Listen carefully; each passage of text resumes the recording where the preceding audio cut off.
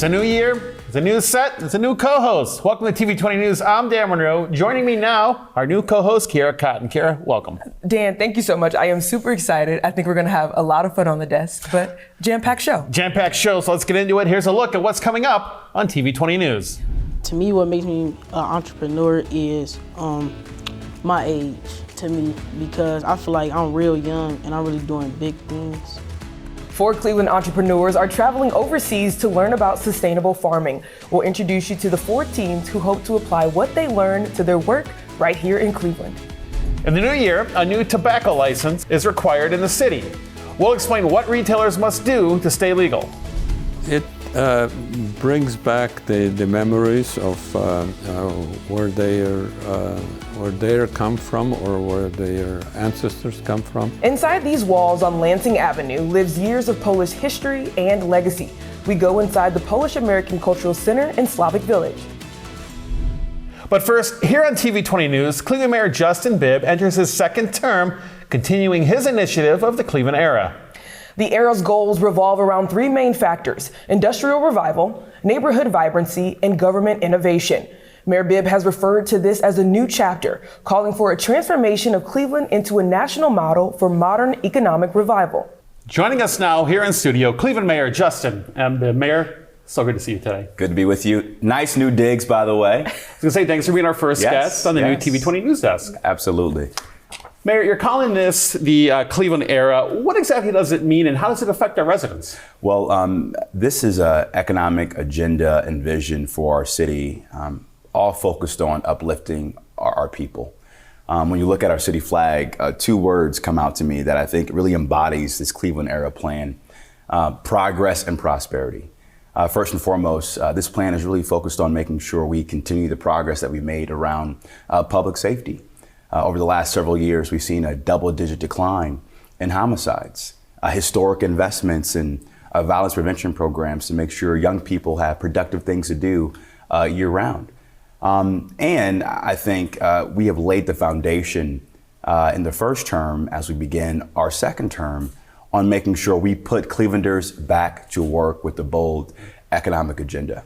From our nearly $2 billion modernization of our airport, to the fact that we are putting $50 million of investment to work to take vacant brownfield land, primarily in the east side, to make them shovel-ready job sites to attract and retain good-paying jobs for our residents.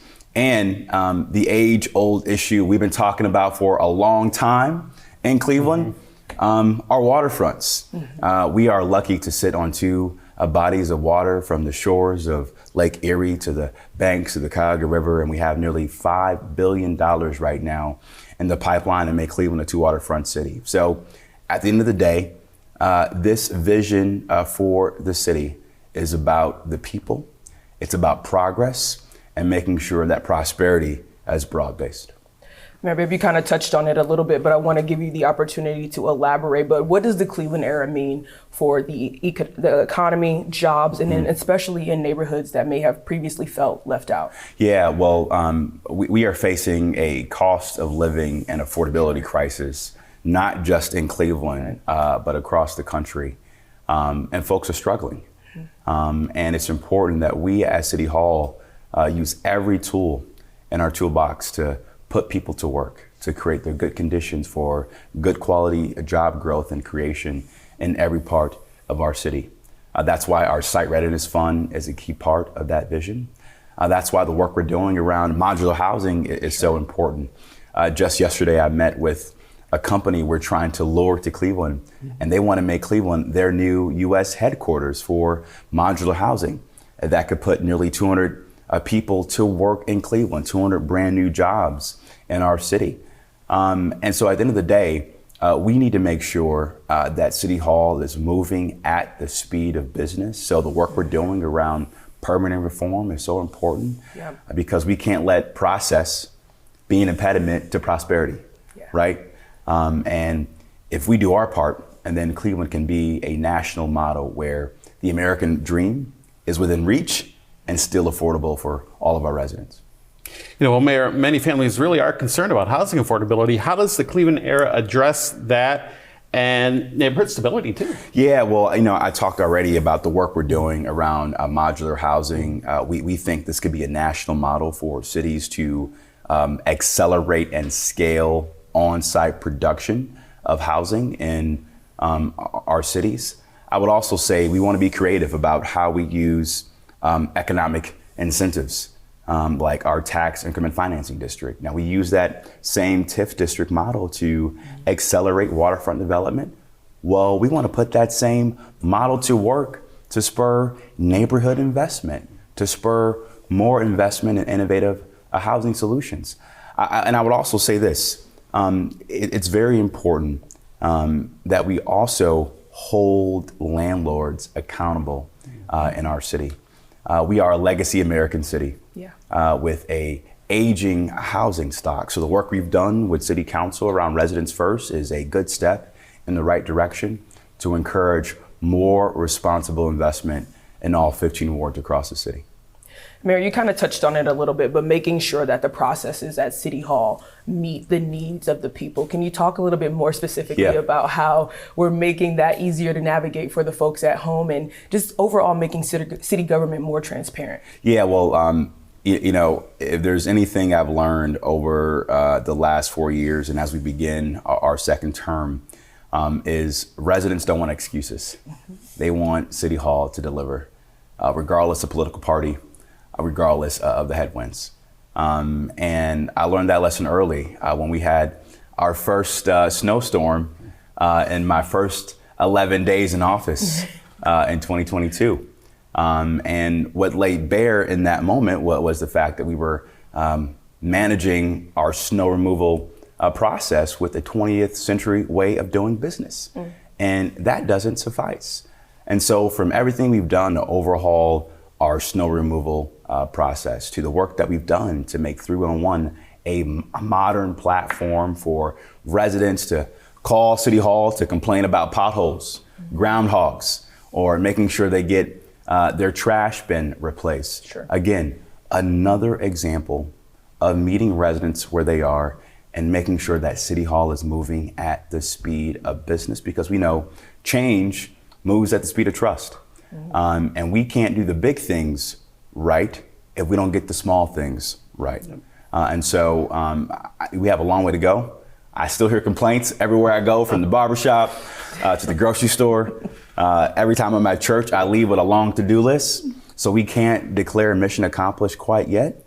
But I think we've laid a strong foundation to make Cleveland City Hall a more modern and more prosperous enterprise, and the work's going to continue in the second term.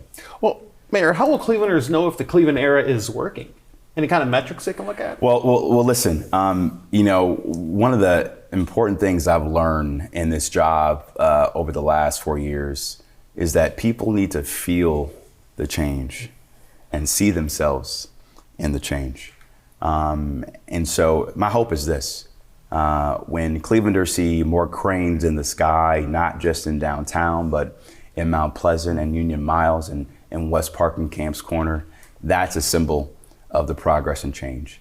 When residents are getting a response from City Hall about graffiti or a pothole or getting a new recycling bin, that is change that they can see and feel.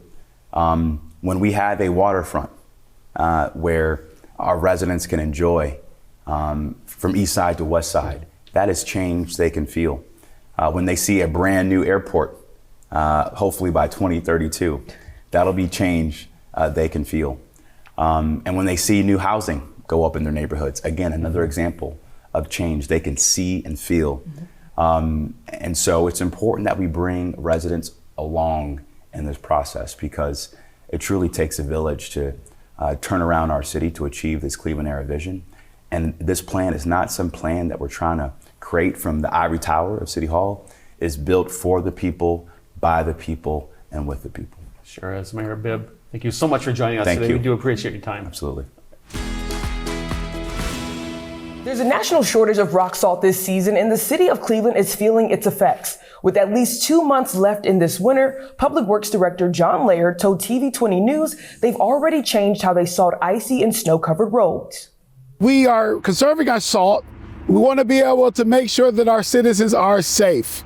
And the best way to do that is to make sure that our main streets are salted, that our hills are salted, the intersections that we consider to be dangerous, we salt those. And by schools and the hospitals, we keep those areas safe so our safety forces can get through and do what they need to do.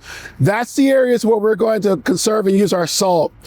But in our residential areas where we typically are able to salt, now that we have to ration, we won't be able to salt as much. However, to combat that, we are going to have our trucks plow.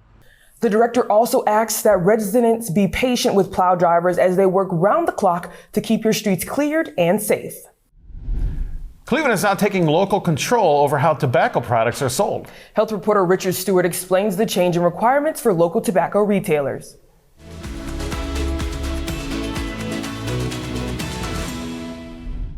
A new tobacco retail license will require every retailer within the city of Cleveland who sells tobacco to register, comply with age restriction laws, and face local enforcement. It's all aimed at keeping tobacco products out of the hands of minors.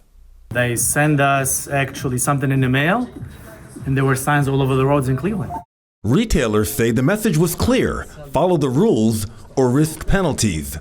We have to follow the rules. If the city cares, we care. At the core of the new licensing system, stricter oversight and routine compliance checks. Retailers have to purchase a retail license if they're selling tobacco products in the city of Cleveland. So we'll be doing up to 2 compliance checks a year to make sure they're not selling to underage buyers. Inspectors will be checking for proper signage, employee training, and proper sales practices. So basically, we're looking for signage to make sure they have the signs up, letting folks know that they shouldn't be selling to anybody under the age of 21. We're checking their records to making sure they are educating their staff to let them know that there's a process in which they need to do when somebody's buying tobacco products, such as checking their licenses, etc. For retailers, that means heightened vigilance and sometimes assuming every customer could be a test. But when they come in here, one of them might be undercover, so I have to protect myself. Nobody comes in here unless they are 21. I mean, I'm not mean to them, but nicely ask them to leave. Public health leaders say the license was years in the making and required building an enforcement system from scratch. The tobacco retail license here in Cleveland is really our opportunity to bring enforcement locally. We had to set up a mechanism for them to apply, so we chose to do an online application. It's a lot going from the idea of having a tobacco retail license to actually implementing a tobacco retail license. Officials say most retailers have been receptive to the new law and understand what's at stake. Selling tobacco is not a right, it's a privilege. So we need to make sure we have systems in place that hold retailers accountable for the laws that govern that privilege. The ultimate goal, reducing smoking rates citywide, especially among young people. The goal is to reduce the rates of smoking among adults in the city of Cleveland, and this will help stop young smokers from being initiated into smoking. It's an age-restricted product. We don't want this in the hands of youth. Youth, their brains are still developing. City officials say retailers can expect up to 2 compliance checks per year, and violations could lead to fines or even losing your license for repeated violations. Public health leaders point to similar programs nationwide that have reduced youth tobacco use and say Cleveland's system is designed not just to enforce the law, but to educate retailers and ultimately protect young people. For TV20, I'm Richard Stewart. The Polish American Cultural Center is a place where people can come and feel they're a part of the Polish community while being here in the United States. It's been a home for Polish pride in Cleveland for years. Coming up, how the Polish American Cultural Center works to keep traditions alive in Cleveland. I want Clevelanders to know that they can dream more and they can do things. 4 Clevelanders are about to experience the journey of a lifetime.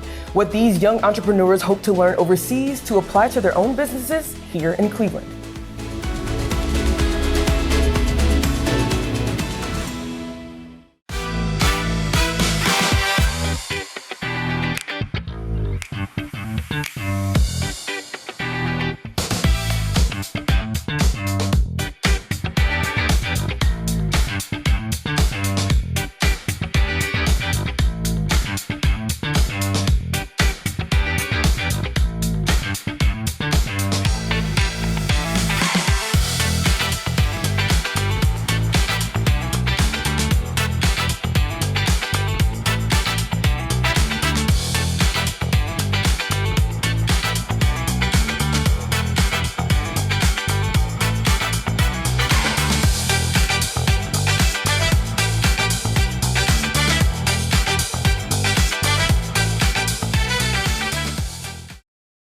Folks, winter has arrived in Cleveland, and for many of our older adults and neighbors with disabilities, a simple snowfall can become a serious danger. But you can change that. Become a snow hero with the Cleveland Department of Aging. Just by clearing snow from walkways and sidewalks, you help aging residents stay safe, independent, and connected this winter. Volunteer as an individual or bring your friends, coworkers, even classmates. It's a great opportunity for students to earn service hours while making a real difference in their community. Sign up today. Answer the call. Be the warmth in someone's winter. Be a snow hero. Visit clevelandohio.gov/aging or email jsmith21@clevelandohio.gov or call 216-857-7165 to join the team. This winter, heroes aren't made in capes, they're made in snow boots. This winter, Thurgood Marshall Neighborhood Resource and Recreation Centers will offer our basketball fundamentals and skills training for ages 8 and older. We provide all the instruction, basketballs, equipment, and space for all of our participants, free of charge. Just bring your athletic wear and tennis shoes. This program takes place every Monday at 4:30 p.m. and Wednesday at 3 p.m. in our gymnasium. The benefits of the program will give players the opportunity to enhance their basketball skills, whether you are a beginner or at the advanced level. So what are you waiting for? Contact Thurgood Marshall Neighborhood Resource and Recreation Center or call 216-664-4045 for more information. We look forward to seeing you on the court.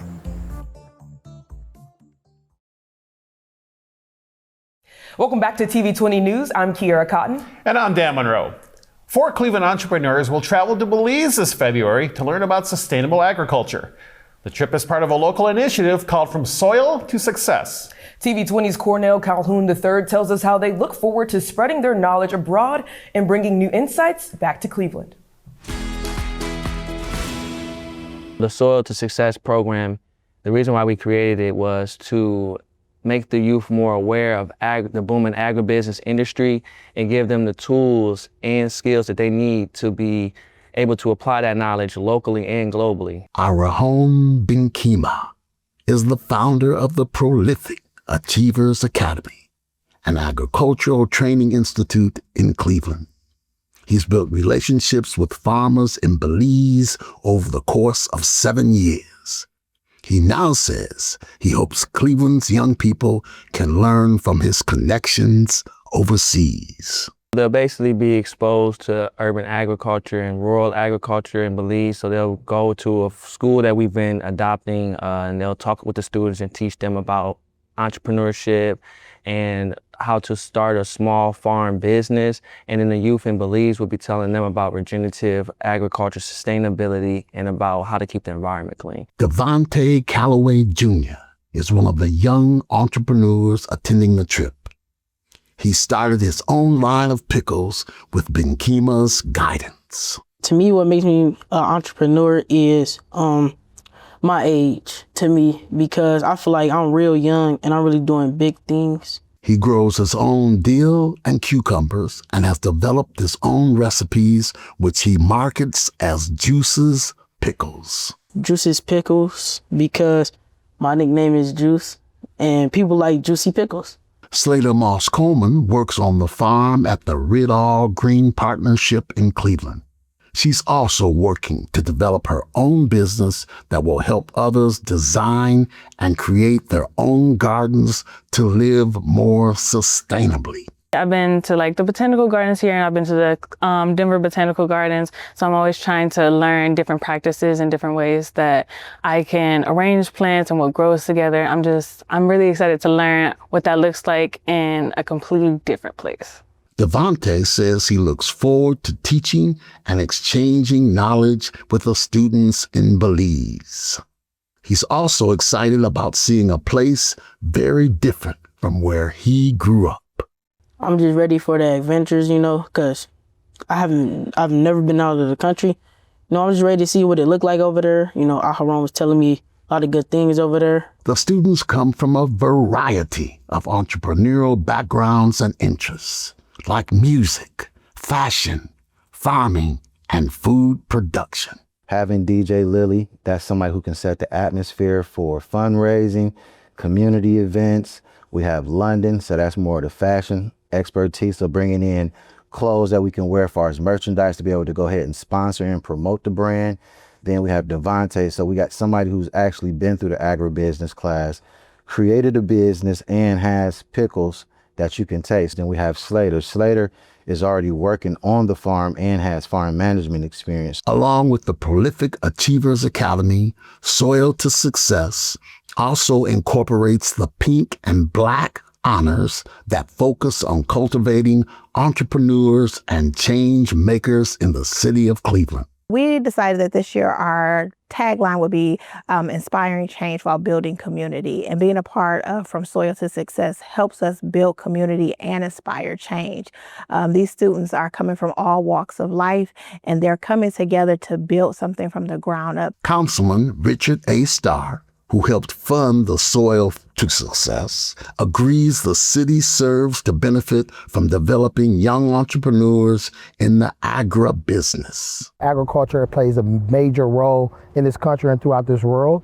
Making sure we have kids that's from an urban neighborhood, inner city, learning about different trades such as agriculture. The adults working to make the trip possible, as well as the youth attending, all spoke about what the young entrepreneurs will be able to give back to Cleveland upon returning to the city. We expect them to come back more social entrepreneurial, learning about how to take different methods that they learned from Belize and creatively add it to the situation in which we live in Cleveland, thereby creating a cultural understanding that, things are different in different places around the world and how you can innovate it and bring solutions creatively to your environment where you reside at. So I want Clevelanders to know that they can dream more and they can do things and they can be the change that they want to see.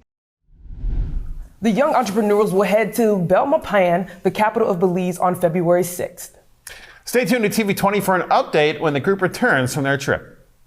When they walk over here, they're usually amazed that there's such a modern country and yet has a history of over 1,000 years. From tradition to community, this place is spreading knowledge on Polish heritage here in Cleveland. We take you inside the Polish American Center next on TV20 News. And later on TV20, we have a brand new episode of Beyond the Books. I take you inside the Martin Luther King Jr. campus of the Cleveland Public Libraries, where they're celebrating their one-year anniversary and honoring the legacy of Martin Luther King Jr.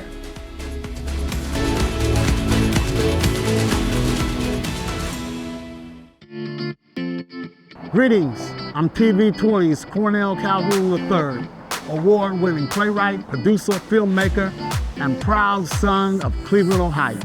I am the host of Conversations with Cal and Creative Focus that celebrate the city's incredible art scene. The voices, the vision, the vibrant stories that shape who we are. From local heroes to rising stars, we're telling Cleveland's story. Bold, brilliant, and beautifully creative. So join me on TV20 for Conversations with Cal and Creative Focus, because our city is full of talent and it's time to shine a light on it.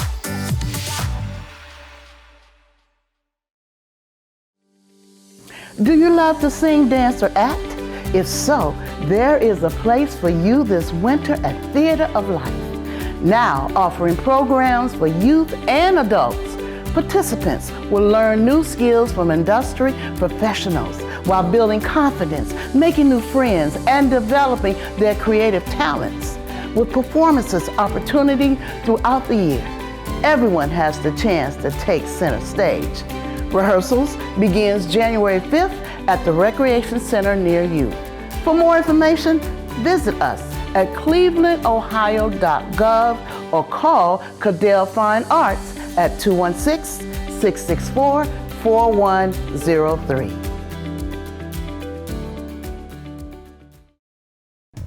This winter, Thurgood Marshall Neighborhood Resource and Recreation Center will offer our boxing program for ages 8 and older. We provide all the instruction and space for all of our participants, free of charge. Just bring your athletic wear and tennis shoes. This program takes place every Tuesday and Thursday at 4 p.m. in our boxing room. The benefits of the program will give everyone good heart healthy exercise while learning discipline, self-defense, and maybe the opportunity to box competitively. So what are you waiting for?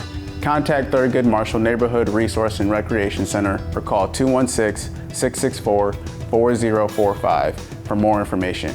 We look forward to seeing you in the ring.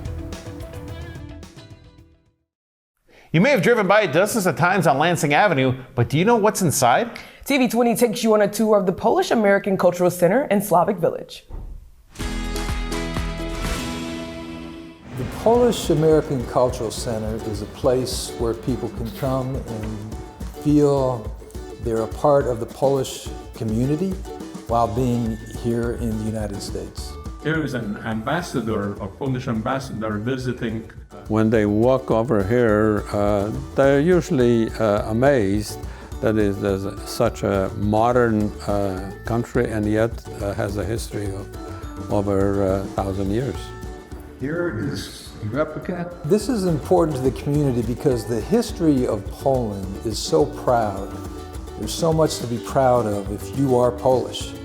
And like I grew up myself, not so proud, not aware of the history, of the power, of just all that Poland accomplished. Now, as a second generation Pole, I come here and I have that pride. What I try to do is have a center that would really show what Poland is all about, not only history, but the culture. They're still dressed like this for Polish holidays. As I mentioned, it's a very proud culture. And too often in history, we forget the past. We forget the sacrifices that people made sometimes just a generation ago. And if that's forgotten, then we're losing history. We certainly encourage people to come and see it. And every time that someone new comes over here, like I said, my God, I never expected to see anything like that. When people walk through these doors, I would like for them to feel, number one, at home. If you are first generation Poland, you probably feel like you're back in Poland. When we were opening with this center, a mayor of Cleveland came over here, and then when he was leaving, he says, "Best kept secret in Cleveland." Thanks so much for watching TV20 News. Dan, it has been so much fun joining you on the desk today. I can't wait for what's to come. You know, it has been a lot of fun. We got to interview the mayor, and I look forward to a lot more things coming up for the both of us here at TV20. Sounds good. All right. Don't forget, you can watch TV20 programming on TV20's YouTube page, Facebook page, or get updates on our Instagram page. Thanks so much for watching. We'll see you next time.